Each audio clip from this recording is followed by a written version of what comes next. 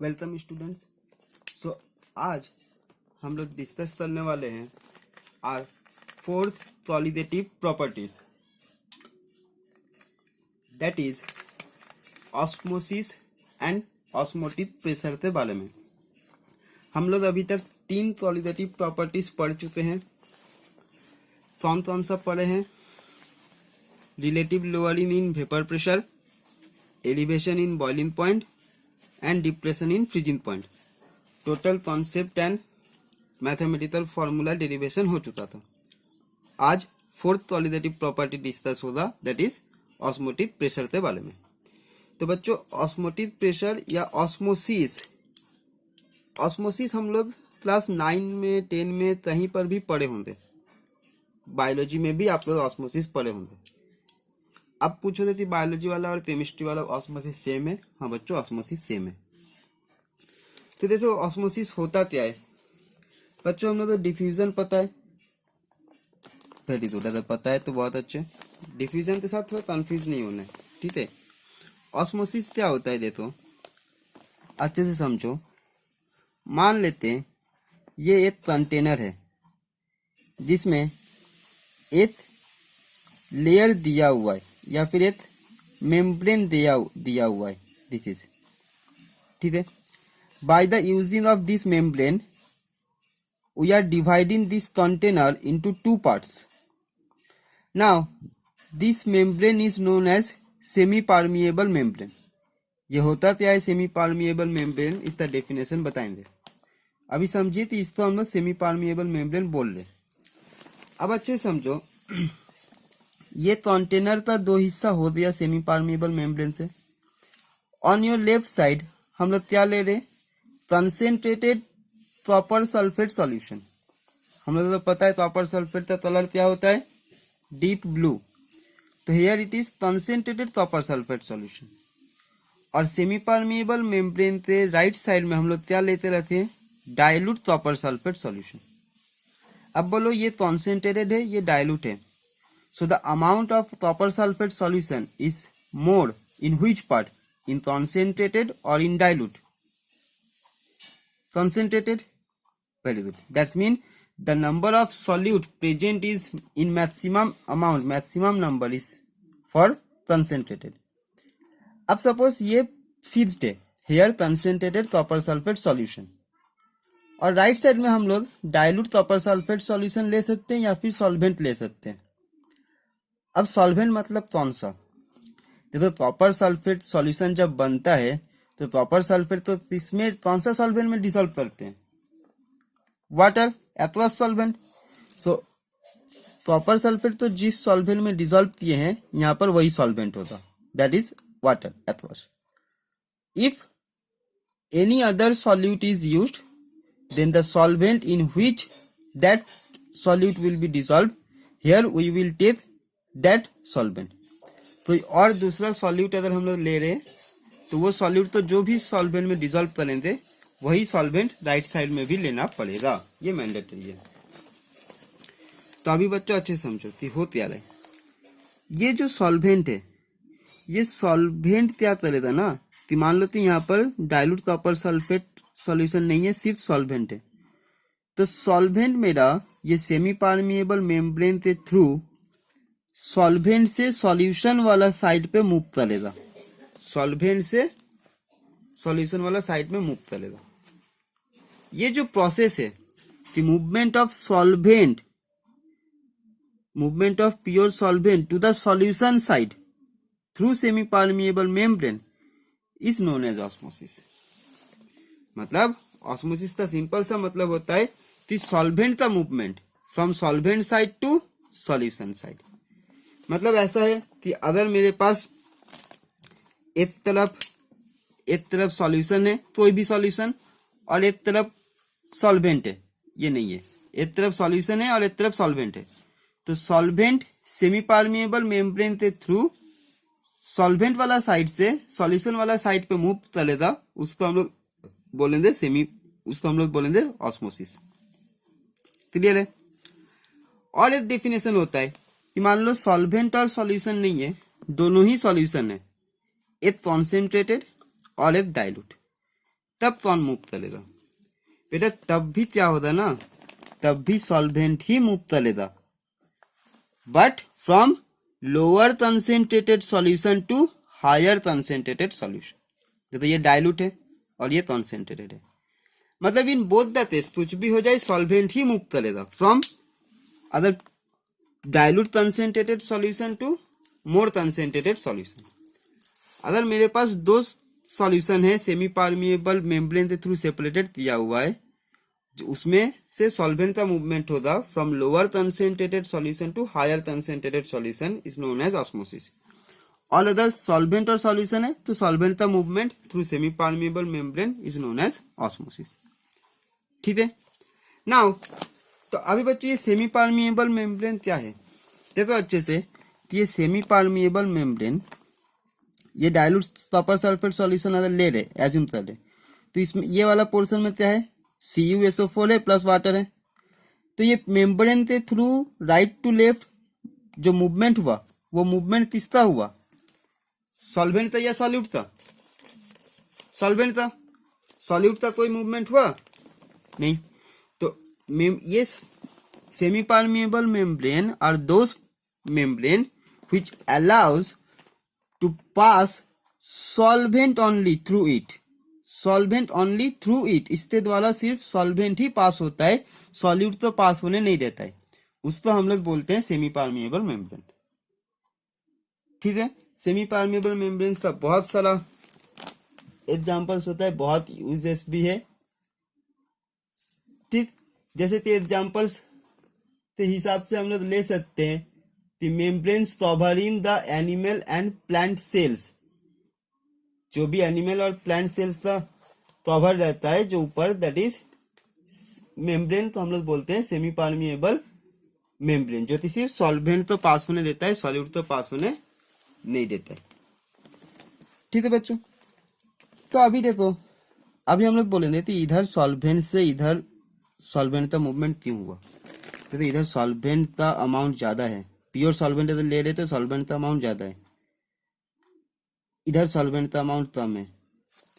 अगर इधर डाइल्यूट भी ले रहे तो सॉल्यूट कम है, सॉल्वेंट ज्यादा है।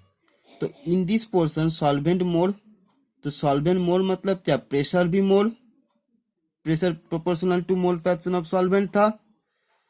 तो इधर प्रेशर ज्यादा है इसलिए सॉल्वेंट इधर से इधर जा रहा है। ठीक है, इस प्रोसेस को बोलते हैं ऑस्मोसिस। और ये मेम्ब्रेन जो कि सिर्फ सॉल्वेंट तो पास होने देता है, सॉल्यूट तो नहीं, उसको बोलेंगे सेमी परमिएबल मेम्ब्रेन। समझ में आया? तो बच्चों अभी जो ये मूवमेंट हो रहा है फ्रॉम सॉल्वेंट का, जो मूवमेंट हो रहा है सॉल्वेंट टू सॉल्यूशन और from lower concentrated to higher concentrated, इस मूवमेंट को हम तो प्रिवेंट करना है, तो हम तो प्रेशर किधर अप्लाई करना पड़ेगा? ऑन राइट साइड और ऑन लेफ्ट साइड। इधर क्या बोले, प्रेशर क्या है? सॉल्वेंट तो हाई या लो? हाई, इसलिए इधर से इधर जा रहा है। तो अभी हम तो मान लो बाहर से एक्सटर्नल प्रेशर यहाँ पर ऐड किए, तो एक्सटर्नल प्रेशर ऐड करने से क्या होगा? इतना प्रेशर ऐड करना है कि ये वाला मूवमेंट स्टॉप हो जाए, ये जो सॉल्वेंट का मूवमेंट हो रहा है ये सॉल्वेंट का मूवमेंट स्टॉप हो जाए, यहाँ से यहाँ पर नहीं आएगा। तो ये जो एक्सटर्नल प्रेशर हम लोग ऐड कर रहे, अप्लाई कर रहे, किधर? हायर कंसेंट्रेटेड सॉल्यूशन या फिर सॉल्यूशन साइड में? समझ में आ रहा है क्यों बोल रहे दोनों? तो ये जो एक्सटर्नल प्रेशर अप्लाई करने पे ऑस्मोसिस स्टॉप हो गया, उस प्रेशर को हम लोग बोलेंगे ऑस्मोटिक प्रेशर। ठीक है, और ये जो ऑस्मोटिक प्रेशर है it is represented by pi, it is represented by pi. समझ में आया बच्चों? सिंपल सा कॉन्सेप्ट है।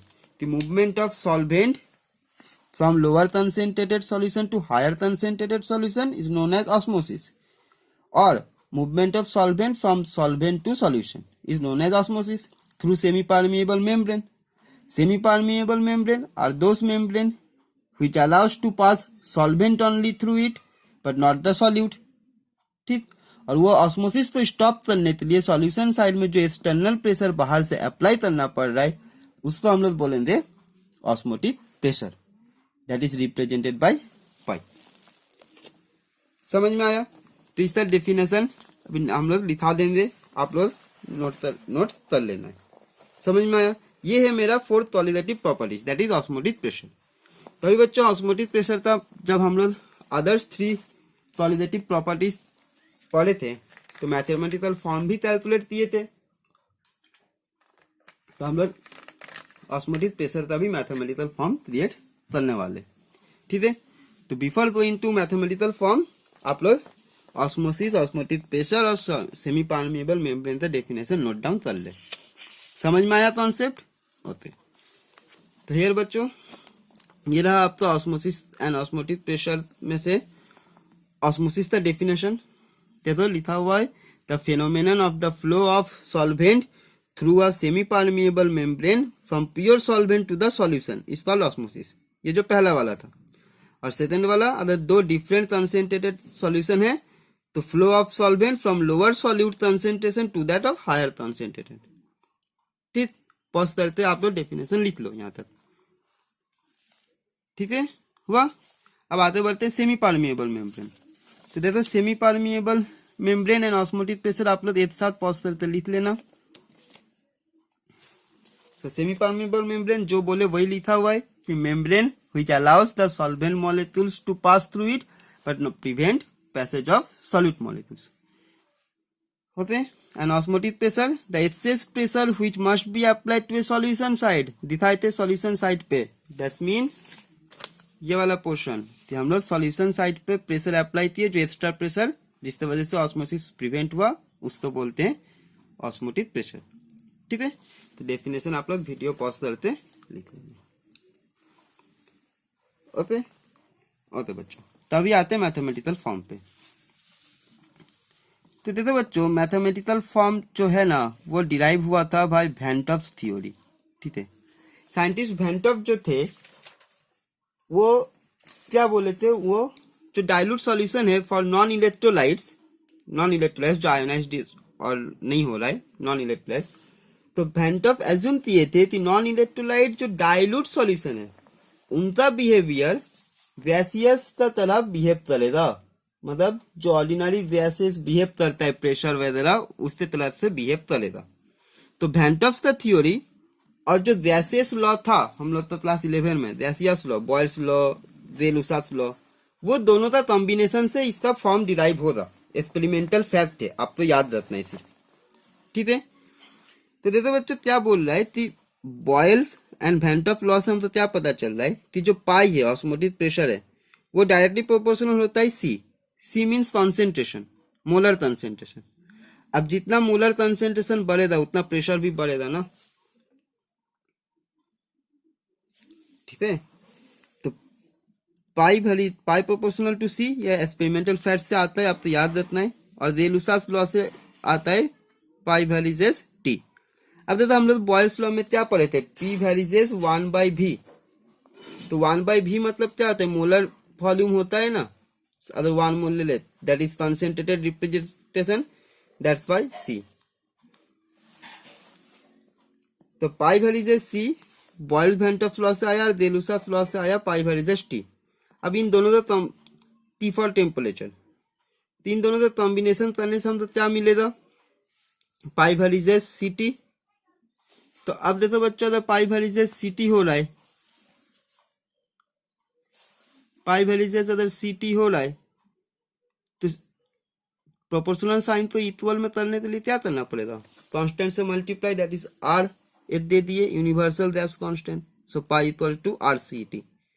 अब सी हम क्या बोले यहाँ पर 1/v, मतलब कॉन्सेंट्रेशन है ना, तो 1/v तो basically 1 moles per litre solution जो है, ठीक है, 1 moles per v litre solution. तो यहाँ पर हम लोग एज्यूम कर लेते हैं जो सी है वो n moles per v litre solution है।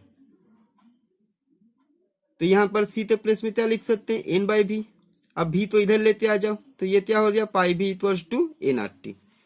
देखो c equals to n/v, that's mean molar concentration जो है उसी के हिसाब से। और 1/v के साथ मेरा p प्रोपोर्शनल था बॉयल्स लॉ में 1/v के साथ, बस इसीलिए हम लोग बोल सकते हैं कि pi proportional to c। c equals to 1/v हो सकता है, अगर n इक्वल्स टू 1 मोल पर v लीटर हुआ तो n इक्वल्स टू अगर 1 मोल हुआ पर v लीटर तो c इक्वल टू क्या हो जाएगा 1/v, और 1/v प्रोपोर्शनल टू p होता है। For gases p equals to pressure, but for solution pi equal to osmotic pressure, so pi और पी सिमिलर हो सकता है, वेंट ऑफ वही एज्यूम किए थे, इसलिए पाई प्रोपोर्शनल टू सी। समझ में आया? देखो ये वाला जो इक्वेशन है बहुत हद तक सिमिलर हो रहा है हम लोग का आइडियल गैस इक्वेशन के लिए, पीवी इक्वल्स टू एनआरटी। समझ में आया बच्चों? पीवी इक्वल्स टू एनआरटी हम लोग किए थे, तो पाई भी इक्वल्स टू एनआरटी हुआ। This equation is known as Van't Hoff equation of for dilute solution. Van't Hoff equation for dilute solution आप लोग लिख लेना, this is known as Van't Hoff equation for dilute solution. बॉस कर दिए, आपको अलग से नोट डाउन कर लेना है, ठीक है? Van't Hoff equation for dilute solution. तो आई होप यहाँ तक आप लोग तो समझ में आ जाना चाहिए, कोई प्रॉब्लम नहीं है, ठीक है? अभी बच्चों देखो, मॉलिक्यूलर मास के साथ हम लोगों ने हर क्वालिटेटिव प्रॉपर्टी का डेरिवेशन किए थे, मॉलिक्यूलर मास निकालना था। यहाँ पर अगर मॉलिक्यूलर मास ऑफ सॉल्यूट निकालना है तो क्या करना पड़ेगा? सिर्फ एन तो रिप्लेस कर देना है। अगर ये एन है ना, नंबर ऑफ मोल्स, तो ये क्या हो जाएगा? Given mass by molar mass. This N will be given mass by molar mass, तो मोलर मास निकल जाएगा ना। एन तो रिप्लेस कर दो W बाई एम से, तो एम मेरा निकल जाएगा, ठीक है? समझ में आया? तो बच्चों इसको पॉज करते डेरिवेशन आप तो लिख लेना है, ठीक है? ओके, तो नेक्स्ट क्लासेस में हम लोग अदर्स टॉपिक की तरफ जाएंगे, that is reverse osmosis and some solution concentration के बारे में, ठीक है बच्चों? समझ में आया? Okay, thank you.